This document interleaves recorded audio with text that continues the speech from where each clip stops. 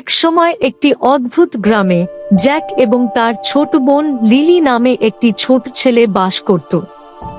তারা অবিচ্ছেদ্য ছিল, প্রতিদিন তাদের বাড়ির চারপাশের ঘন জঙ্গলে এবং সবুজ মাঠে একসাথে খেলত।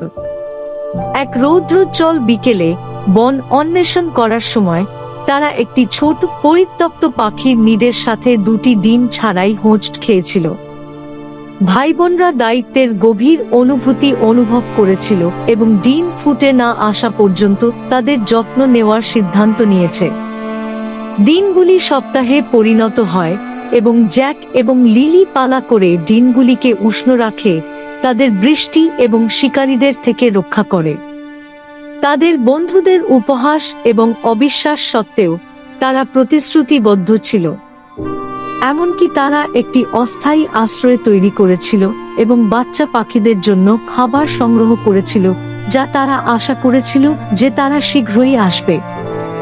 একদিন সকালে সূর্যের আলোর প্রথম রশ্মি গাছের মধ্যে দিয়ে ফিল্টার হওয়ার সাথে সাথে ডিমগুলি ফাটতে শুরু করে। জ্যাক এবং লিলি আশ্চর্য হয়ে দেখছিল যে দুটি ছোট ছানা বেরিয়ে আসছে, দুর্বলভাবে কিচিরমিচির করছে। আনন্দিত শিশুরা ভঙ্গুর প্রাণীদের লালন পালন করেছিল, তাদের খাদ্য খুঁজে পেতে এবং অবশেষে উঠতে শেখায়। যখন ছানাগুলি শক্তিশালী হয়ে উঠল এবং তাদের প্রথম ফ্লাইটটি নিয়েছিল, জ্যাক এবং লিলি গর্ব এবং কৃতিত্বের একটি অপরিমেয় অনুভূতি অনুভব করেছিলেন। তারা বুঝতে পেরেছিল যে তাদের ধৈর্য, উৎসর্গ এবং দলগত কাজ একটি উল্লেখযোগ্য পার্থক্য করেছে।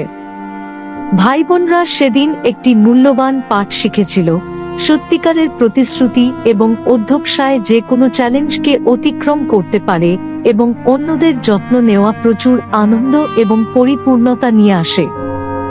সেই মুহূর্ত থেকে তারা কেবল তাদের দয়ার জন্য নয়, প্রেম এবং সংকল্পের শক্তিতে তাদের অটল বিশ্বাসের জন্য গ্রামে পরিচিত হয়ে ওঠে।